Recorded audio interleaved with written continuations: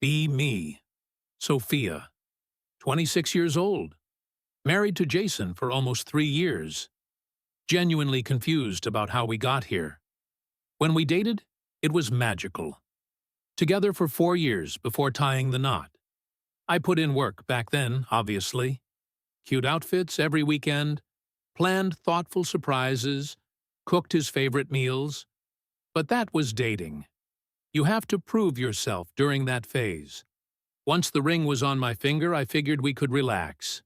No more pretending. Just be real with each other. First sign of trouble was maybe 4 months after the wedding. We were getting ready for bed. Jason tried to kiss me all romantic. I had just finished scrolling through work emails. Brain was fried from dealing with my manager all day. I am exhausted, babe. Maybe tomorrow night. He said okay and rolled over. Tomorrow came and went. He never brought it up. So I assumed he understood. That became our routine. He would try to get close. I would redirect with excuses. Give me 10 minutes to finish this show. Not tonight, I have a headache. Can we just sleep? Honestly, did not think it mattered that much. We were married now. He was not going anywhere. Sex does not need to be constant anymore. I started really letting my guard down, like actually being comfortable. Before the wedding, I would wake up at 6 a.m. to shower, put on makeup even for grocery runs, match my bra and underwear every single day, keep everything perfect. After the wedding, walking around in sweatpants with stains, his old band shirts from high school, no bra ever, hair in a messy ponytail for days, sometimes a full week without washing it. For our first anniversary, Jason got me this set. Expensive lingerie, lace and silk. Probably cost him $200. I looked at it and felt annoyed. This is so objectifying. Told him I was not going to perform for the patriarchy. Shoved it in the back of my drawer. He looked like I had slapped him. But whatever. I was not about to squeeze into that just for his entertainment. I gained weight, too. 35 pounds, if I am being real. Planning the wedding was stressful. Then my job got crazy. I stopped going to yoga, stopped caring about what I ate. My jeans stopped fitting. Bought new ones 2 sizes up. Told myself this was self-love. This was rejecting toxic beauty standards. This was being a mature woman. Jason never commented on it, which I was grateful for. But he also stopped saying I looked nice, stopped complimenting me at all. That annoyed me. Like accept me as I am, or leave. If you cannot handle me at my worst, you do not deserve my best. That is what real love is supposed to be. I did try to help him improve, though. His wardrobe was embarrassing. Old jeans with holes, graphic tees from college, cargo shorts in public. You are almost 30, I told him one Saturday. You need to dress like you have a career. Bought him all new clothes. Made him throw out the old stuff. He looked better, even if he seemed uncomfortable. His friends bothered me too. Bunch of immature guys who only talked about cars and fantasy football. Do you all ever discuss anything meaningful, I asked after one hangout? Jason got real quiet. Started seeing them way less often. Good. He needed better influences. The gaming annoyed me most, though. You are just avoiding real life, I would say, whenever he turned on his computer. It is escapism, Jason. You should read more, or take up something productive. He would just turn it off and leave the room. Then he started going to the gym, obsessively. I told him, you know that can be unhealthy too, right? Everything in moderation. He just nodded. But here is the thing. I was still trying in the relationship. I planned date nights. We would go out to this Italian place we liked. I would take photos of us. Post them with captions like, blessed with this man. We looked perfect. We were perfect, I thought. Sure, I was on my phone most of dinner, but I was multitasking, engaging with him between Instagram stories. That is just how life works now. Everyone does it. I needed emotional connection before physical stuff. That was important for me. So I would talk to him every night. Really open up about my day. Tell him about my coworker drama, my friend Sarah's relationship problems, what my mom said about his family. He would sit there and listen. Just sit and nod. While I scrolled through TikTok occasionally showing him videos. "Are you even paying attention?" I would ask. "Yeah, of course," he would say. Then I would feel connected, and maybe initiate on my schedule, when I was in the mood. That is partnership, right?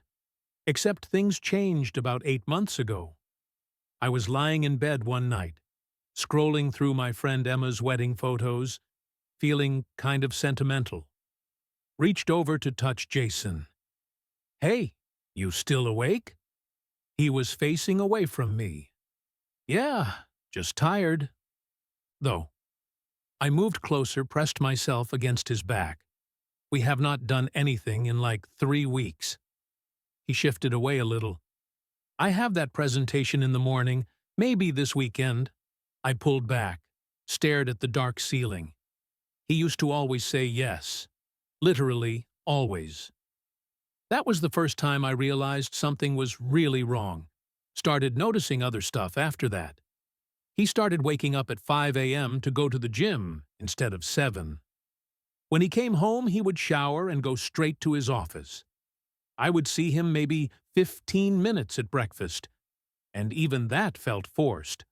I got my nails done, spent $90 on a full set, posted a photo showing them off, got 200 likes. Jason saw me that night when I was making tea. "Those look nice," he said, barely glancing over. Waited for more. Nothing else. "That is it?" I asked. "Just nice." He actually looked at me then. "They are pretty, Sophia. The color suits you." Then went back to his laptop. That was all I got. He used to go on and on about little things I did. Now I got 3 words. Sunday afternoon, I wanted to spend time together. Sat next to him on the couch. He was reading something on his phone. I leaned against him. He adjusted his position but created distance. I scooted closer. Couple minutes later, he said he had to do laundry. Got up and left. I sat there alone. That night I texted my group chat. "Sophia, Jason has been so cold lately. Barely even looks at me. Emma, is he okay? Stressed about work, maybe. Sophia, I do not know, but I am stressed too, and I still try." Sarah men are like that sometimes. They get in their own heads. Just give him space. I tried to believe that. Gave him all the space he wanted. Did not nag. Did not push. I was being mature about it. Meanwhile, at a work event, this guy Tyler from marketing was actually noticing me. Laughing at everything I said. Leaning in close when we talked. Touched my shoulder twice. It felt amazing to be seen like that. Came home that night. Jason was already asleep, facing the wall like always now. Then his brother came over for dinner. Matt has been married 10 years. 2 kids. The whole traditional thing. After we ate, Jason went to take out the trash. I vented to Matt. "Jason has been so distant," I said. "I do not know what his problem is." Matt put down his beer. "Have you talked to him about it?" "He just says he is tired." "No, I mean really talked. Asked him what he needs." I felt annoyed immediately. "I do plenty," I said. "I plan our dates. I try to be intimate. I am always here." Matt looked like he wanted to say something else, but just nodded. Maybe ask what is going on in his head, instead of assuming. I brushed it off. Matt does not understand modern relationships. He is old school. But the distance kept getting worse. Jason started working late every night. When I asked about his day, he would give me one-word answers. Fine, busy, good. When I talked about my day, he would listen with this blank stare, like he was not even there. 3 weeks ago, my friends Emma and Sarah came over for lunch. Both of them looked incredible. Emma had been doing Pilates and lost 20 pounds. Sarah was doing some cleanse thing and glowing. Their boyfriends came with them, and I watched those guys be all over them. Hand on the waist, playing with their hair, random kisses, so much affection. Jason stayed in his office the entire time. Said he had a deadline. After they left, I stood in the bathroom, looked at the leftover pizza I had eaten 3 slices of, while they had salads, looked down at my stained sweatpants, Jason's old shirt stretched over my stomach, saw myself in the mirror. When did this happen? No, wait. That was not fair to myself. I was just comfortable. There is a difference. That is healthy. Friday night we tried to watch something. I picked this show I had been wanting to see. Was on my phone most of the time showing him memes. Had some wine. Felt good. Decided to cuddle up next to him. Put my head on his chest. His entire body tensed up. I tried to get comfortable. He moved, saying his leg was cramping. Created space between us. I sat up. Are you serious right now? What he said, still looking at the TV. You just pulled away from me. My leg was actually cramping, Sophia. Your leg was cramping after 20 seconds. He paused the show and sighed. I am just watching the show. You have been pulling away for months, Jason. I have not been pulling away. You actually flinch when I touch you now. We have not had sex in over a month. You barely talk to me anymore. He spoke really carefully. We have both been busy. Work has been intense. That is such a cop-out. Are you attracted to me anymore or not? It is not that simple. It literally is that simple. Yes or no? Long silence. Way too long. Can we not do this tonight? He finally said. That is not an answer, I said. Standing up, arms crossed. He was still on the couch, eyes closed, rubbing his temples like I was giving him a migraine. Is there someone else? I asked. No. Then what? Because I have been patient, Jason. I have given you all the space you wanted. I have tried to initiate, and you just reject me every time. He looked up at me. You have given me space. Sophia, you have not asked me one time what I actually need. Because you do not tell me anything. I cannot read your mind. You do not want to know. Try me. Not tonight. Something inside me broke. No, we are doing this now.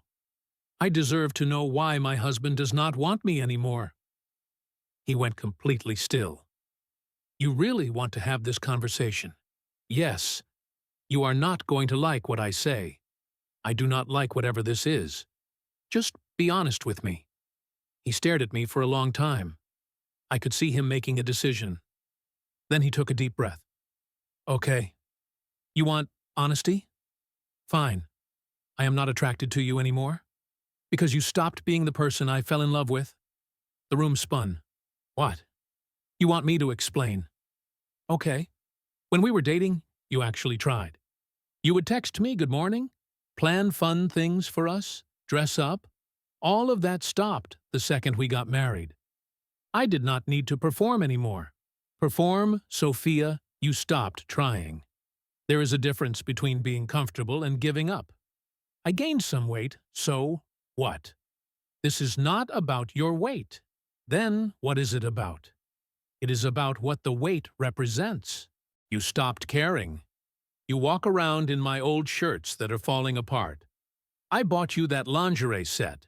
You called it objectifying and shoved it away. You used to surprise me wearing sexy things.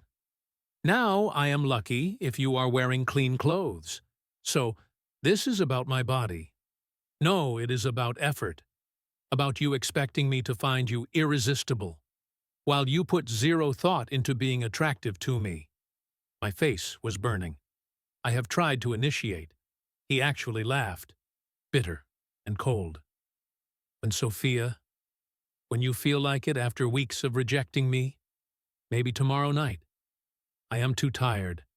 I need to feel connected first, which apparently meant I had to listen to you talk for hours while you scrolled on your phone. That is not fair. I needed emotional intimacy first. You needed someone to listen to you talk about yourself. You know how many times in the past year you asked about my day and actually cared about the answer. I did not say anything. 0 times, Sophia. But I know everything about your boss, Rebecca. Every detail about your friend's drama. What your sister thinks about everything. Because I listened every single time. This is ridiculous. How about the constant criticism? My clothes were not good enough. My friends were too immature. My hobbies were a waste of time. Gaming was escapism. Gym was obsessive. What exactly was I allowed to do? I was trying to help you be better. Chris and Emily's wedding. You moved my hand off your back because I was being too clingy. We had been married 8 months. Then you ignored me for 3 days because I was upset about it. I did not remember it like that. Did I? Your birthday last year. I planned that whole day. Brunch at that place you loved. Got you that watch you wanted. Made reservations at the steakhouse. You spent dinner on Instagram posting stories. We got home and you were too full and tired, but not too tired to edit photos for another hour. So I cannot use social media now. You posted luckiest girl alive with a photo of us, while I sat across from you being completely ignored. My throat felt tight. So you do not think I am beautiful anymore. I think you do not think you are beautiful, and you hate me for noticing. I was crying now, could not stop it.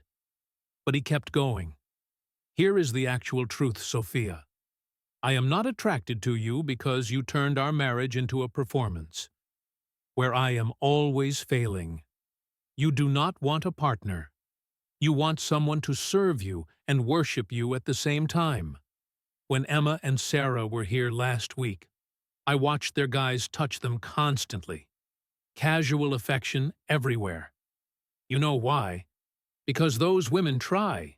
They take care of themselves. They are nice to be around. Their partners look happy. That hit me hard, because I had noticed it too. Emma looked amazing. Her boyfriend could not keep his hands off her. Sarah was glowing, and her guy looked at her like she was everything. And I had sat there in Jason's old shirt, stretched over my stomach, eating pizza while they had salads. You expect me to desire you when you have gained 35 pounds and stopped doing anything. That made you attractive in the first place. Then you get angry when I am not chasing you. The same person who rejected me for months straight. Sophia, I have been checked out for 8 months. I go to the gym early so I do not have to see you at breakfast. I stay late at work on purpose. I moved my computer to my office so I could avoid you. I flinch when you touch me, because I do not want to fake it anymore.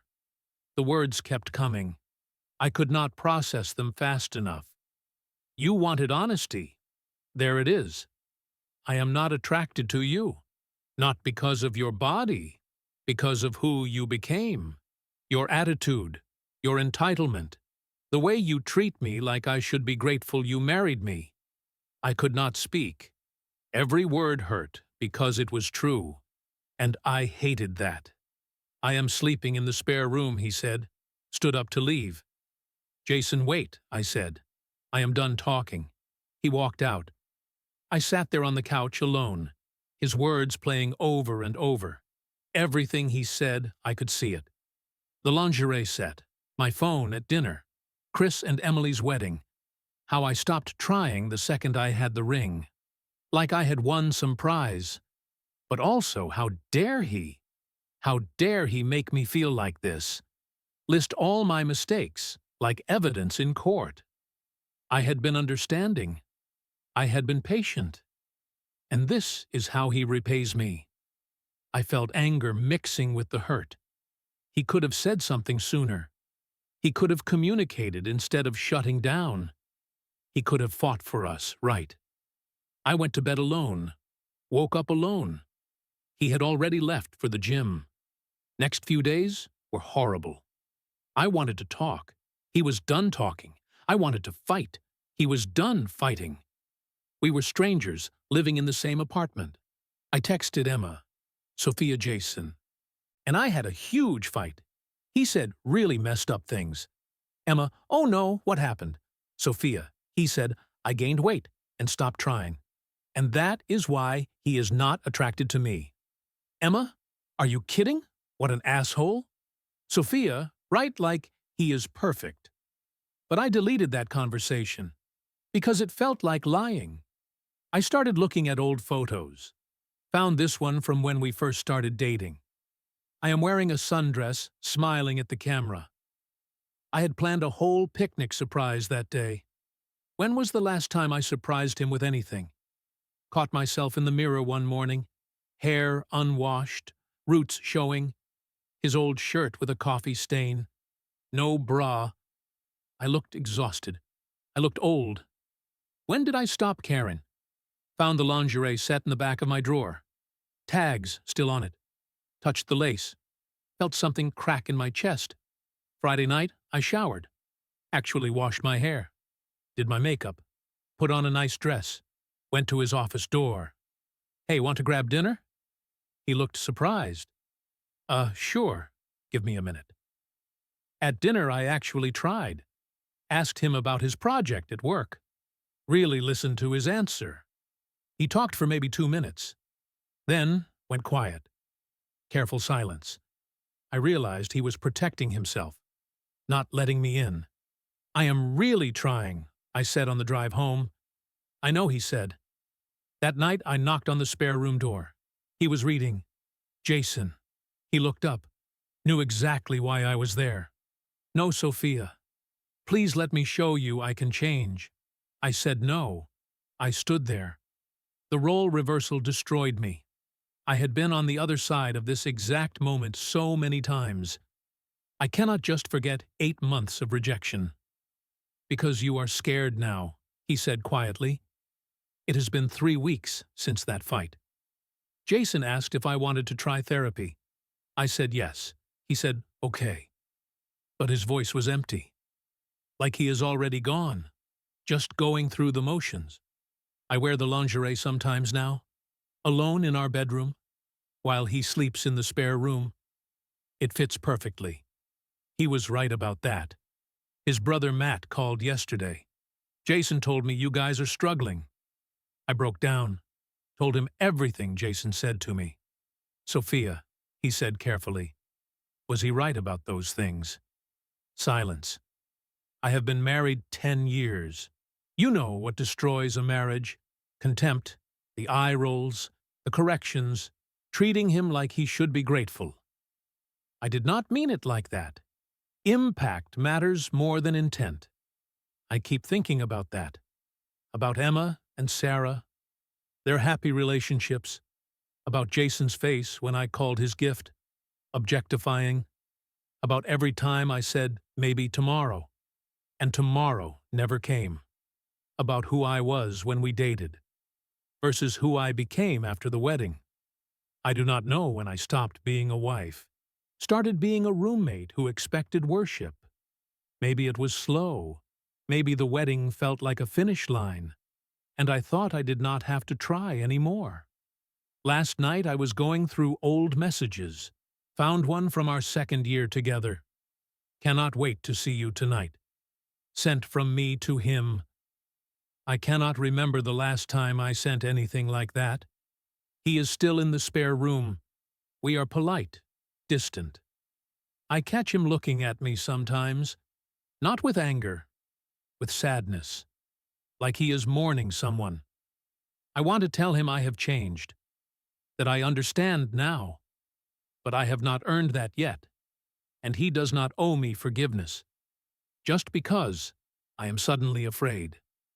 The truth is, I killed his attraction, the same way mine would die if someone spent years criticizing me, rejecting me, posting about how lucky they were, while treating me like furniture.